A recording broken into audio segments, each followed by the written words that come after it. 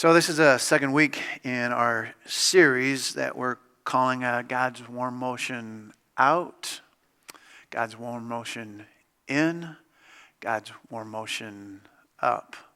In fact, if you wouldn't mind, why don't we do that together? God's warm motion out, God's warm motion in, God's warm motion up. So again, as we think about that God's warm motion, it's always going out. It just is always going out. It's always going out. It wants to come in.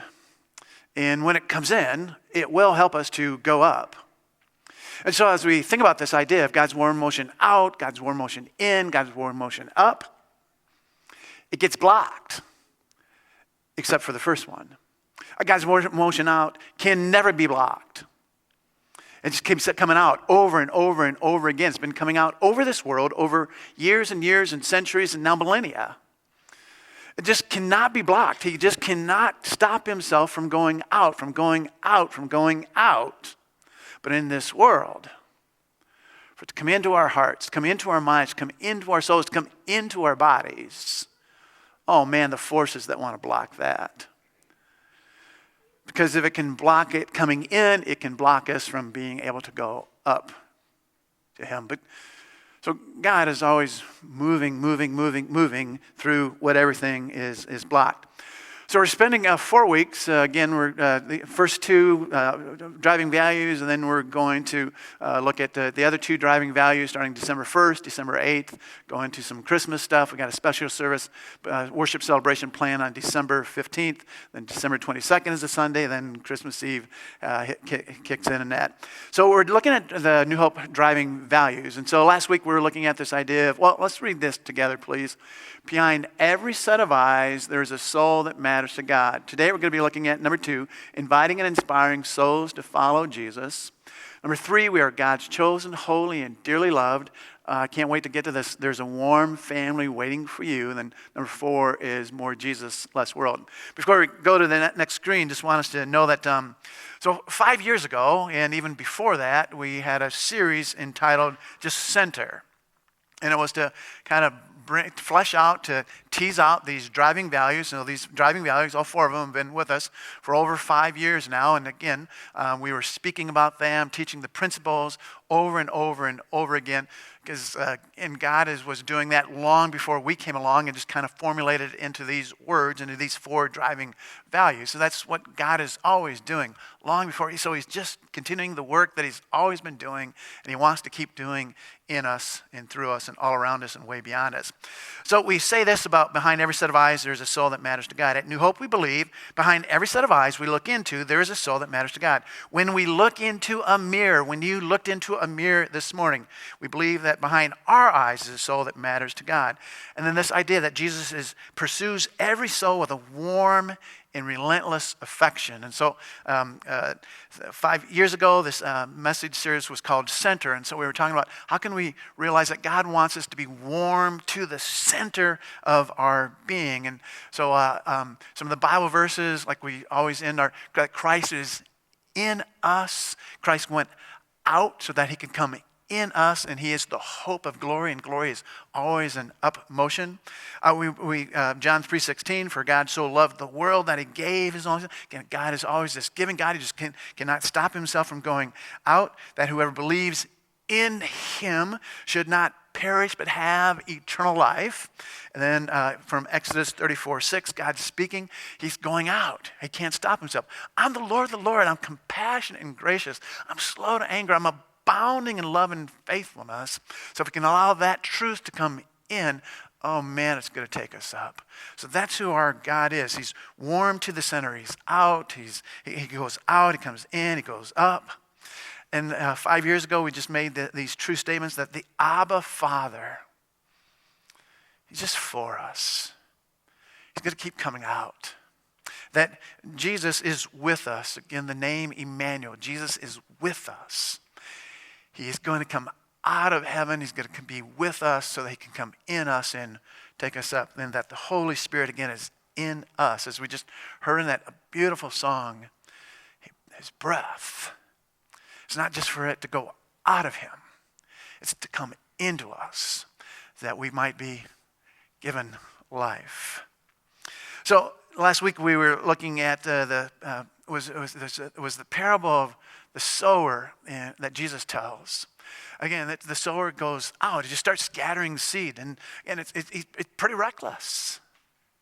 But he can't stop himself. Again, a good farmer would never just start throwing out seed and just throwing out seed and just throwing out seed, because there's that limit to the seeds of this world. Have you ever read the Laura Ingalls Wilder's The Long Winter? It's all about some seed. They were starting to starve as this long winter was going on, but then there was some seed that some brothers were trying to save to plant in the ground, but they got it out and so that people could live. But so it was limited. But with God, he's just reckless. And so it goes to these four kinds of hearts and stuff. And we observe that there's hard hearts. We observe that there's shallow hearts. We observe that there's weedy hearts. And then there's these fruitful hearts. But we're just to observe this parable. We get ourselves in trouble when we think that somehow when I observe a hard heart in someone else, that somehow I can come in and make the good seed of God, because God's good seed is always good, that I can put it in your hard heart. I just got to plow it up. That never works. And we made this teaching last week. Our hearts are all four conditions at all kinds of times. There's been times when God's good word through a Bible story, God's good word through some kind action to you, God's good word through some song that moved you, and it just fell on a hard heart. Or it was a shallow heart, or it was a weedy heart, and wonder of wonders, wonderful wonders. Every once in a while, it's fruitful. And so instead of us trying to judge what's going on in other people's lives in that, how do we realize that God is so crazy, generous, and relentless that he keeps sowing seeds into our hearts? And there's still times that my heart is hard, shallow, sweetie. But I just keep praying, God, please, please, please, please make my heart fruitful. So we ended last week's message. Just observe and just keep on sowing is what God is calling us to. Observe and keep on praying. Praying for people that they do display. You will observe it. They have a hard heart right now. But you never know. They have a shallow heart right now. They have a weedy heart right now. They even have a good heart right now. A fruitful heart right now, but that too can change. Just keep on praying, keep on praying, keep on praying, keep on praying, and observe and keep on serving, and observe and keep on thanking that God's good word is having its way in us at times. We don't control it. God is just good that he wants the fruit to grow in us. So this week we're going to be looking at this idea of inviting, inspiring souls to follow Jesus. Here's what we've been saying over the years. At New Hope, we believe in following Jesus. We are relentlessly receiving and then releasing warm breaths of inspiration. That's what inspiration is, that we get inspired, the breath of God. And so we follow the breaths of Jesus as we've been teaching.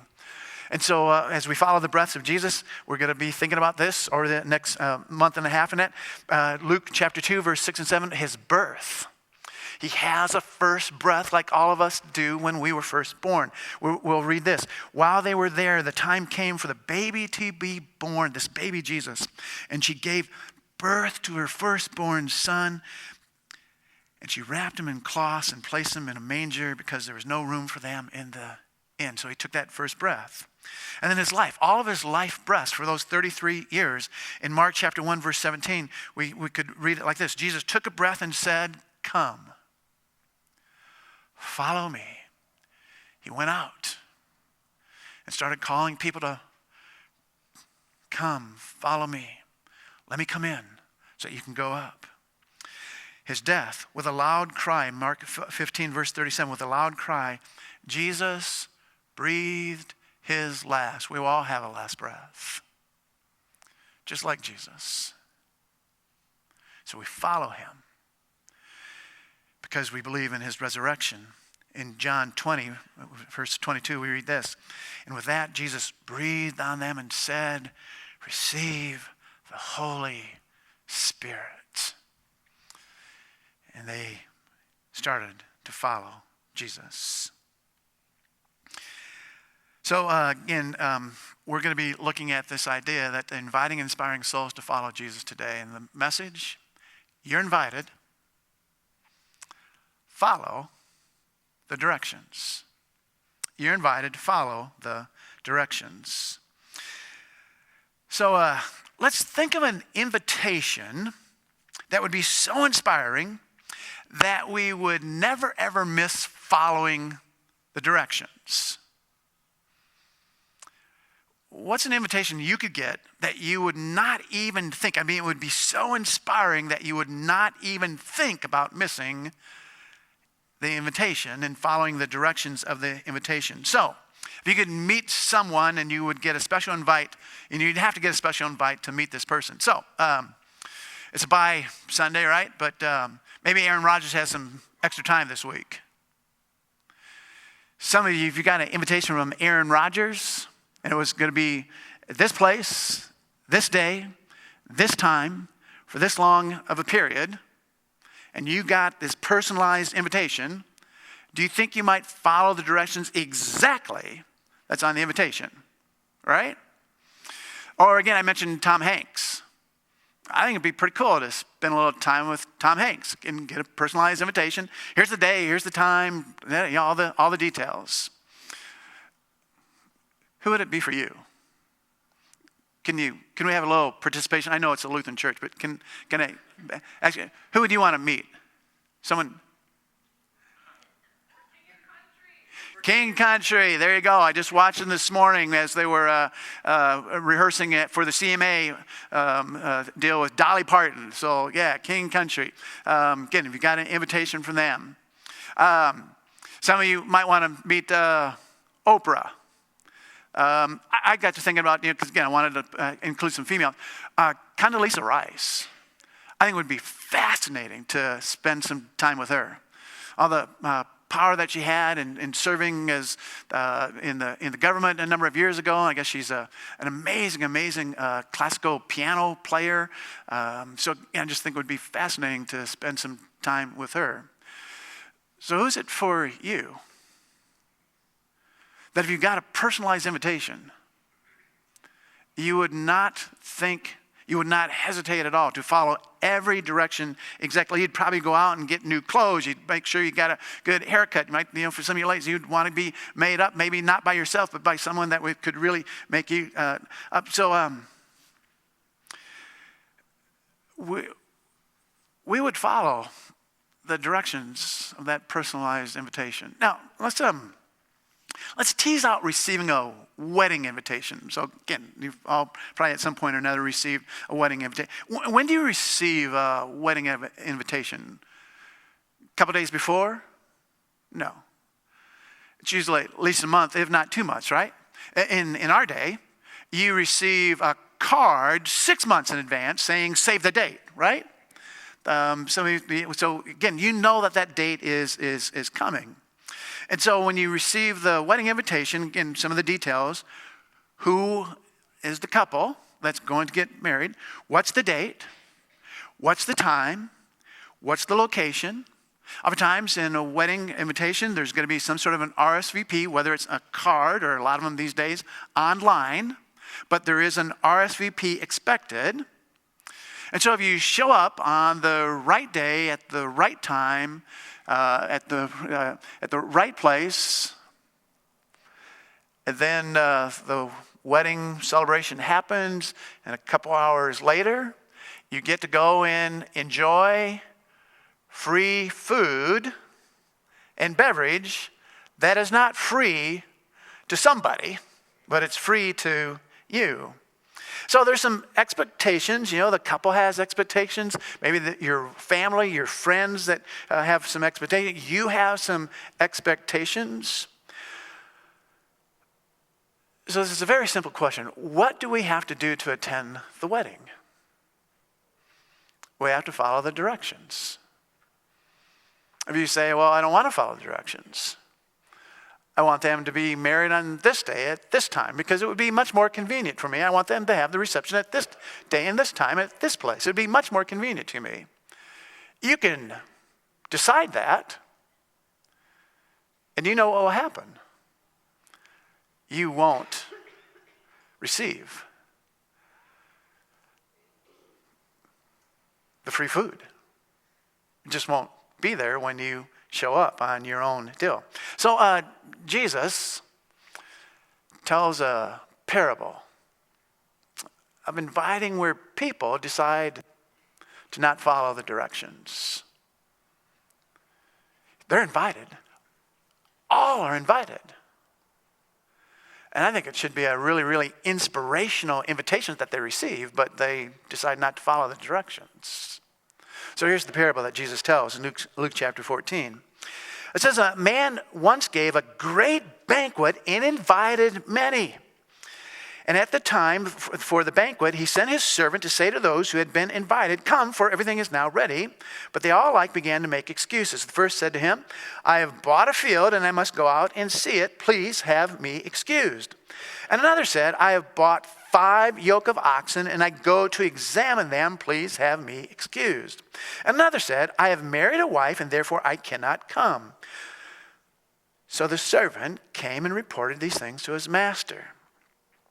Then the master of the house became angry and said to his servant, go out quickly to the streets and lanes of the city and bring in the poor and the crippled and the blind and the lame. And the servant said, sir, what you have commanded has been done and there still is room. And the master said to the servant, go out into the highways and the hedges and compel people to come in that my house may be filled. So there's a lot of out, there's a lot of out, there's a lot of out. So they can come in, and they can eat their fill of food and drink awesome beverages.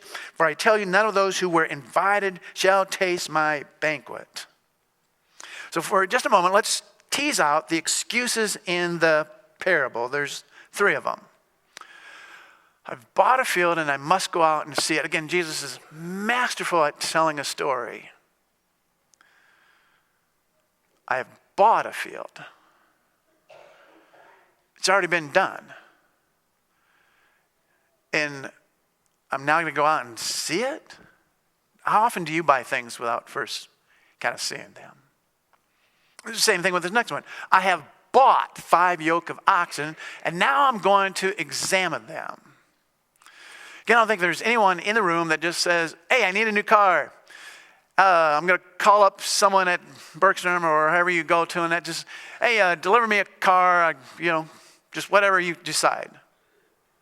We would never do that. Just the same kind of thing in this. And then the last one almost sounds like a kind of legit excuse. I have married a wife, except as we just were talking about the wedding invitation, you kind of have that planned out quite a bit of time ahead. Then this invitation to this great banquet had gone out quite a long time ahead too. So what's one word that we could use for each of these excuses? They're just lame. They're all very, very lame. So what did they miss? Well, I think they missed God's warm motion out. He's the one that's prepared the banquet. He's the one it's not going to be free to him, but it could be free to you. So he's just going out. He's inviting you in so that you can fill yourself with the goodness of who this God is. That's what they're going to miss. Well, let's ask one more question. What did they not miss? They missed God's hard motion out. You don't want to come in. You're going to be out. And if you're left out, there's going to be a hard motion down. I mean, that's the last verse of the parable, for I tell you, none of those men who were invited shall taste my banquet. They're out. And they're going to be down. So why did they miss? Why did they miss? maybe we could say, can we say that they were inspired to follow the directions of another invitation? Again, in some ways, we always have multiple invitations. So again, when you get an invitation to a wedding, you might get a second invitation to another wedding. Could be the same day, same time. Or it just could be that there's some other event going on. So there's oftentimes multiple invitations. So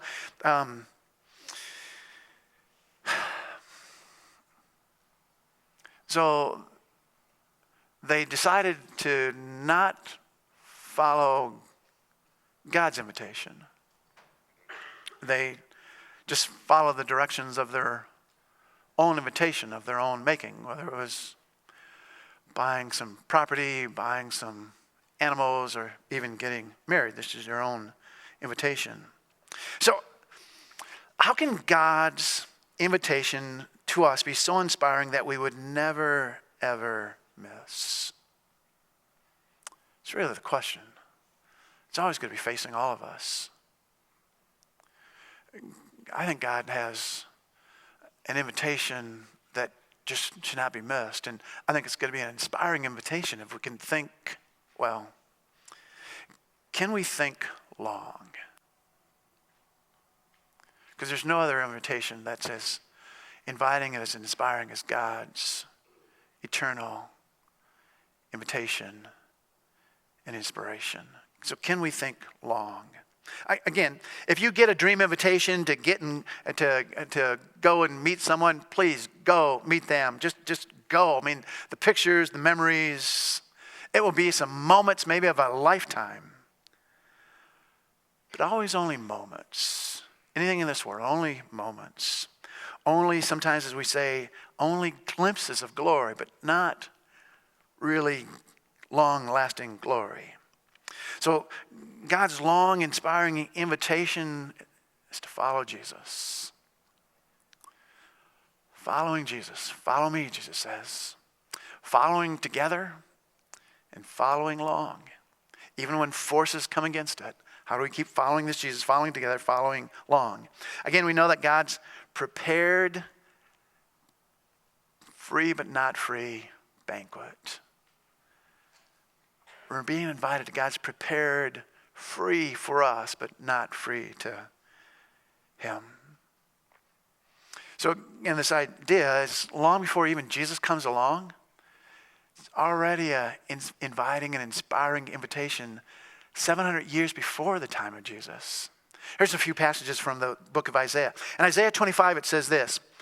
Again, just catch this. There's an out going on here. There's an in there, and there's an up. On this mountain, the Lord Almighty will prepare a feast of rich food for all peoples, a banquet of aged wine, the best of meats and the finest of wines. On this mountain, he will destroy the shroud that enfolds all peoples, the sheet that covers all nations. He will swallow up death forever, and the sovereign Lord will wipe away the tears from all faces. He will remove the disgrace of his people from all the earth. The Lord has spoken. All the out, the in, and the up of this inviting, inspiring invitation. Here's what also says in Isaiah chapter 55, verses 1 and 2. Come, all you are thirsty, come to the waters, come to the waters, come to the waters. And you who have no money, come buy and eat. It's free for you, but it's come buy wine and milk without money and without cost. Why spend money on what is not bread and your labor on what does not satisfy? Listen to me. He's inviting. It's an inspiring invitation. And eat what is good in your soul will delight in the riches of fare. So this question, why is it free to us but not free? Because of Jesus. We're going to celebrate Jesus. As we're celebrating him today, as we're going to be celebrating him throughout these next number of days and weeks as we go into Advent, into Christmas. And Jesus is all about, I can't keep this warm motion into myself. I got to send out my son to save the world. It's not going to be cheap. It's going to be costly. But if I don't send my son out, we can't come in and we won't go up. And so we follow this Jesus. So we finish with these thoughts. How many times does the inviting and the inspiring take place? How many times? Inviting and inspiring souls to follow Jesus. I don't think any of us can count them. I don't think there's a computer software program or computer powerful enough anywhere in this world that can count how many times he's inviting, inspiring, inspiring, inviting, inspiring. Guess who our God is? He's going to keep coming out. That can never be blocked. But there will be things coming against all of us that want to block it from coming in. Oh, there's something better over here. There's something better over here. And it will really lift you up. It's a lie. It's a lie. It's a lie. It's a lie. It's a lie. It's a lie. So why do they keep making Star Wars movies? Because the last one, just kind of the thrills of it just sort of wear off. Why are they making another Frozen movie? Because the last one is old news now. And they'll keep doing that. And it will be, was in Walmart this week. Man, all the Frozen paraphernalia that's in there. Oh my goodness.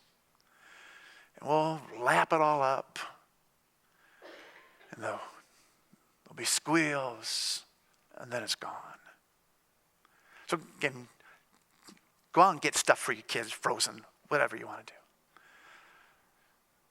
But invite them even more. Inspire them even more. That Jesus will never get old. Jesus will never fade away. You're invited. We're all invited. Follow the directions. Not of your mind, not of your heart, not of the culture of this world, not of the advertisements, not of all the Christmas stuff that will be bombarding us. Follow the directions of the one who said, follow me, follow me, and I will come in, and we will be up together for eternity.